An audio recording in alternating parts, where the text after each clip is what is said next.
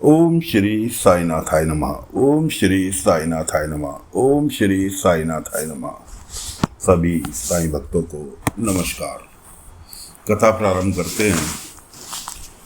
पिछले भाग में आपको सुनाया था कि सभी गांव वाले पैसा जमीन बेच के मौज मस्ती करते घूम रहे हैं। क्यों? जमीन के पास रही नहीं जिसमें काम करेंगे, और बाकी काम कोई उनको आता नहीं, इसलिए कोई शराब पी रहा है, कोई कुछ कर रहा है, कोई जुआ खेल रहा है, कोई अपने अधूरे शौक पूरे कर रहा है। अब चलते हैं आगे। कुलकर्णी वाड़े में अचानक पोस्टमैन आता है और सरकारी चिट्ठी लेकर आता है। बलवंत है नहीं, चिट्ठी बलवंत के नाम है। बलवंत घर में नहीं है। कुलकर्णी उससे चिट्ठी ले लेता है जबरदस्ती, जबकि वो मना करता है कि जी जिसके नाम की चिट्ठी है उसी को दूंगा। तो लेकिन कुलकर्णी अपने बदमाशी में, कहना चाहिए, उससे चिट्ठी ले लेता है। और उस चिट्ठी को जब खोल कर पढ़ता है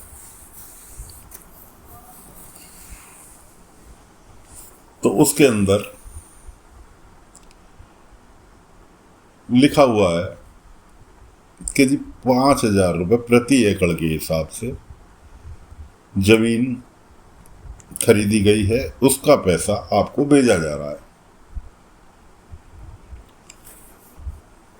वो चिट्ठी ले जाके कुलकर्णी जब बलवंत आता है तो बलवंत के हाथ में थमाता है। बलवंत से कहता है कि जी वो चिट्ठी थी, मैंने सोचा मेरे लिए आई इसलिए मैंने खोल के पढ़ ली, और लो तुम भी पढ़ लो। अब बलवंत का मुंह खुला का खुला रह जाता है चिट्ठी पढ़ के कि कुलकर्णी को तो पता चल गई कि कितने में सौदा हुआ अंग्रेज सरकार से। 2,500 रुपये प्रति एकड़ के हिसाब से बीच में दलाली खा रहे थे।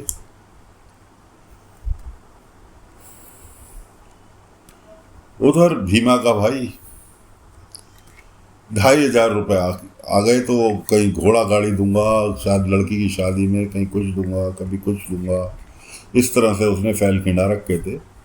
यहाँ तक कि पैसे पूरे खत्म हो गए और अंत में बची घोड़ा गाड़ी खरीदने के लिए उस पर पैसे नहीं रहे, और लड़के वालों से वो वादा कर चुका कि जी मैं घोड़ा गाड़ी भी दूंगा। भीमा बेचारा,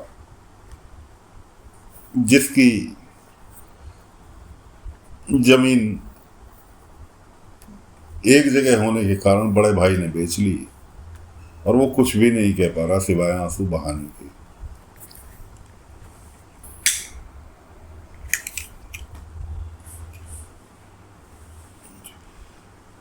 अब पहुंचते हैं अगले दिन कुलकर्णी वाड़े में। सरकारी आदमी बैग भर के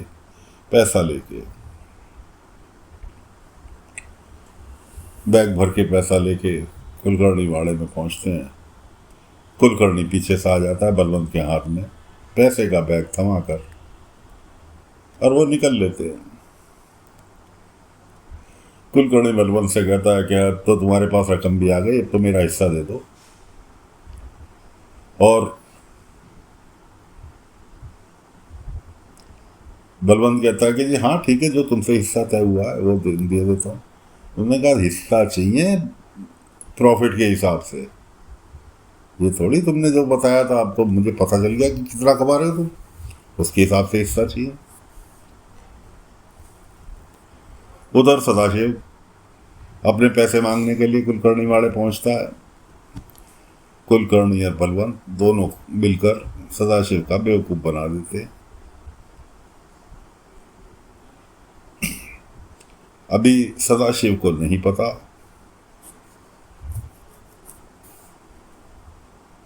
कि जमीन क्या भाव बेची। अगले दिन बलवंत नगर जाता है जमीन के कागजात जमा करने के लिए। रास्ते में मिल गए बाबा।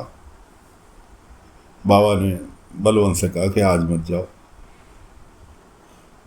बाबा को देख के सबसे पहले तो उसके पसीने छूट गए कि साईं यहाँ क्या कर रहा है, मैं जिस काम से जा रहा हूँ। बाबा पहुँचे, बाबा कहने लगे भाई तुम्हें तो ऐसे पसीने आ रहे हैं मुझे देख के जैसे मैं कोई भूत प्रेत हूँ। खैर फिलहाल नगर जा रहे हो? बलबंत बोले तुझे इससे क्या मतलब? अरे मुझे मतलब हो नहीं हो, बाबा ने कहा, लेकिन फिलहाल जिस काम से तुम नगर जा रहे हो वो काम तुम्हारा होना नहीं है। असल में हुआ ये कि पसीना पोंछने के चक्कर में जो सरकारी कागज था जिस पे रेट, जमीन के रेट वगैरह तय थे, जिसका अनुबंध था बलवंत के साथ अंग्रेज सरकार का, वो उसने वहीं गिरा दिया था। जिसके ऊपर डर के मारे, बाबा के डर के मारे बलवंत का ध्यान भी नहीं गया, वो कागज वहीं पड़ा हुआ था, वहीं गिर गया।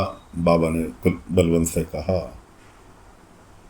कि तुम्हारा काम होना नहीं है, नगर मत जाओ, आज मत जाओ। लेकिन बलवंत कहाँ सुनने वाला था, दो चार बात बाबा की को सुना के और बैलगाड़ी में बैठ के नगर के लिए निकल लिया। उधर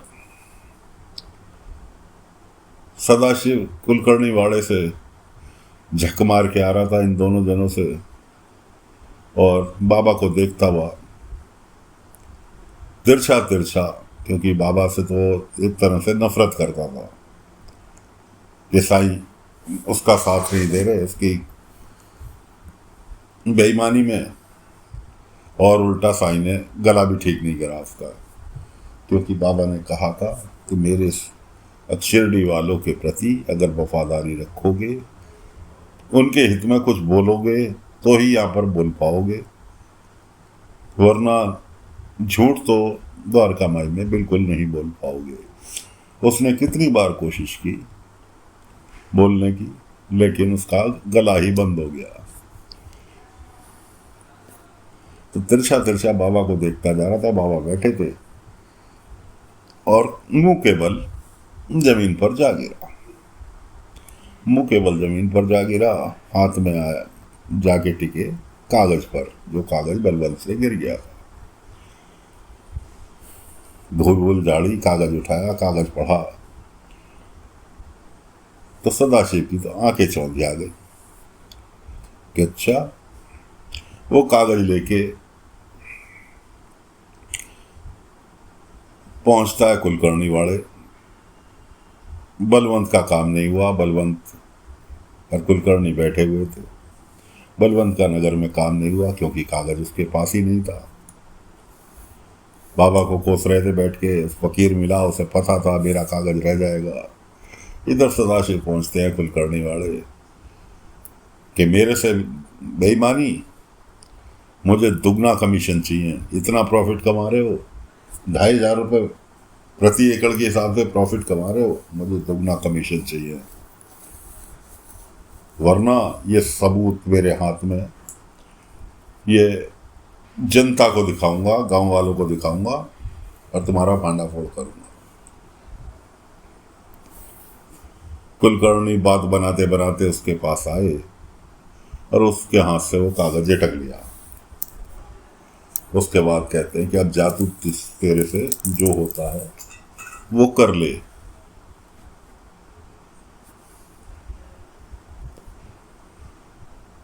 इधर तो उसे घर से भगाया, उधर पीछे पीछे अपने ही आदमी, अनजान आदमी लगा दिए भांडा फोड़ करने के लिए। कैसे कि सदाशिव नाम का आदमी, गांव वालों से जाके वो पूछ रहे हैं, कुलकर्णी के ही आदमी, अनजान आदमी जो गांव के नहीं थे, कि सदाशिव नाम का आदमी यही रहता है कि हाँ क्यों, अरे वो तो बहुत बड़ा बेईमान है। इस तरह से पूरे गांव वालों को कहानी सुनवा दी गई कि जिस सदाशिव ने 2,500 रुपये एकड़ की जमीन लेके 5,000 में अंग्रेज सरकार को बेची। अब कहानी यही कि गांव वाले मंदबुद्धि तो होते ही है, क्यों, सीधे साधे लोग, दुनियादारी से उनका कोई लेना देना नहीं। खेत में काम करा, किसानी करी, सब्जी पैदा हुई, अनाज पैदा हुआ, उसे बेचे आए, जो पैसे आए वो साहूकार को दे दिए, अपने पास रख लिए। सारे के सारे लठिया डंडे लेके चढ़ गए सदाशिव को पीटने के लिए तैयार। उधर बाबा दूर बैठे हुए सब तमाशा देख रहे थे। सदाशिव को जैसे ही वो मारने चले, बाबा ने आग की लकीर खींच दी। आग भभक के आई, सारे के सारे गांव वाले वहीं के वहीं रुक गए। गांव वाले वहीं रुक गए। अब पहुंचते हैं बाबा कि भाई वो शख्स इसे सजा दे सकता है जिसने लालच बचा के अपनी जमीन ना बेची हो।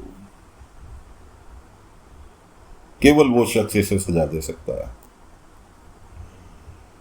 गांव वालों में जिसने भी जमीन बेची, सबने लालच में आके बेची, इसलिए किसी का किसी पे सब वहीं के वहीं थम गए बाबा की बात सुनकर।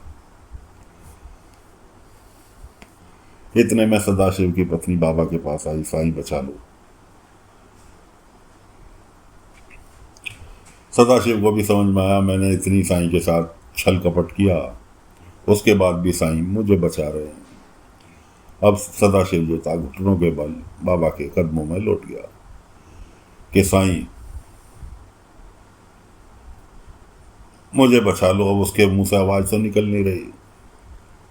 भी पत्नी कहने लगी सदाशिव की कि साईं अब तो आवाज वापस दे दो, अब तो ये पश्चाताप की आग बदल। बाबा ने कहा अगर सच बोलेगा तो आवाज वापस आ जाएगी। और जैसे ही वो खड़ा उठ, बाबा ने उसे उठा के खड़ा हुआ, उसकी आवाज आई और उसके मुंह से पहला शब्द एक ही निकला, साईं। साईं मुझे माफ कर दो। बाबा ने कहा माफी मुझसे नहीं, माफी इन गांव वालों से मांग। अब वो गांव वालों से माफी मांगने लगा। गांव वालों से कहने लगा मुझे सिर्फ 2 दिन का समय दे दो। 2 दिन के अंदर तुम्हारा जो भी नुकसान हुआ है, जमीन बिकी 5,000 रुपये के भाव, और तुम्हें मिले 2,500, यानी 2,500 रुपये प्रति एकड़ के हिसाब से तुम्हें और पैसा मिलना है, और वो मैं नुकसान तुम्हारा पूरा कराऊंगा। गांव वाले कहने लगे कैसे यकीन कर लें। बाबा ने कहा मुझ पर तो यकीन करोगे, सही कह रहा है। 2 ठीक है साईं, आप कह रहे हैं तो दिया इसे 2 दिन का समय। अब पहुंचते हैं सदाशिव कुलकर्णी वाले। कुलकर्णी वाले पहुंच के बलवंत और कुलकर्णी को सीधे थ्रेड कि भाई ऐसा है बलवंत जी, जेल जाने के लिए हो जाओ तैयार, मैं जा रहा हूं पुलिस स्टेशन तुम्हारी कंप्लेंट करने। क्यों? क्योंकि अनुबंध है तुम्हारे नाम, जमीन बेची तुमने। बलवंत गया कि तू 2 मिनट रुक, मैं अभी आया। बलवंत गया कुलकर्णी वाले के अंदर, जहाँ उसका कमरा था, वहां से नोटों से भरा सूटकेस लाया और खोल के सदाशिव के सामने रख दिया कि इसमें से जितना पैसा तुझे चाहिए अपनी कमीशन के रूप में उठा और दफा हो जाए यहाँ से।